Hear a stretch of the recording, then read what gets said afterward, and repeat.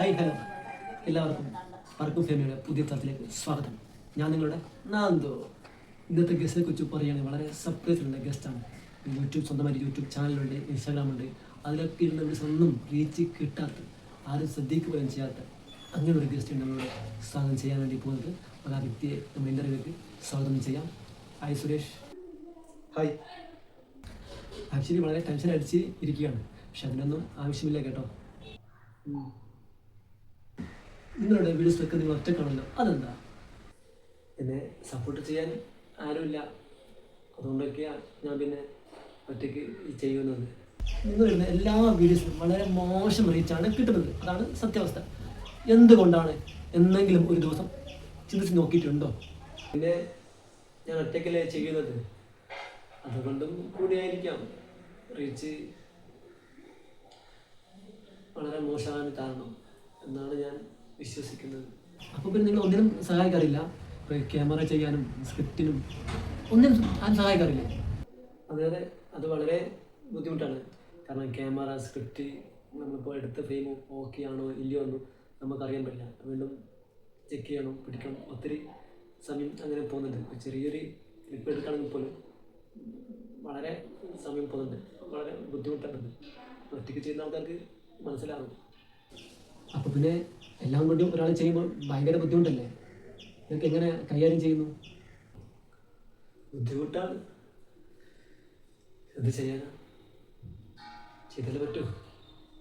ആരെങ്കിലും കൂടെ കൂട്ടിക്കൂടെ? ചെറിയൊരു സപ്പോർട്ട് ഉണ്ടെങ്കിലും.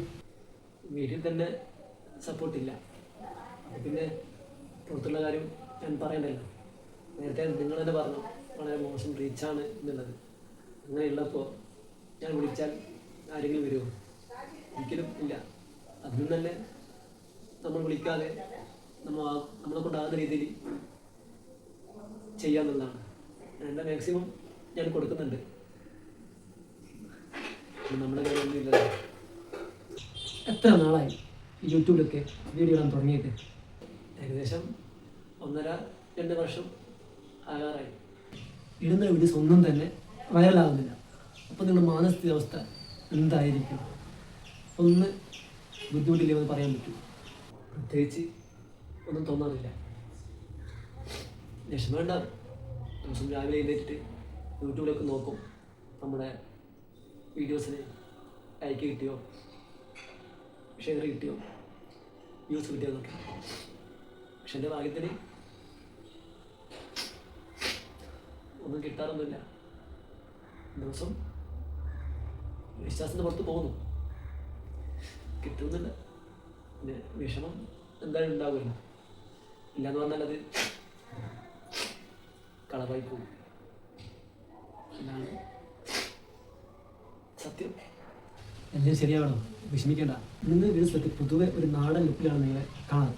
പൊതുവെ നിങ്ങൾ അങ്ങനെ തന്നെയാണോ? വീഡിയോസിന് വേണ്ടി മാത്രം നിങ്ങൾ ചെയ്യുന്നതാണോ? ഈ രൂപത്തിന് നാടൻ ലുക്കല്ല ചേരുക, കൂതറ ലുക്കാണ് ചേരുക.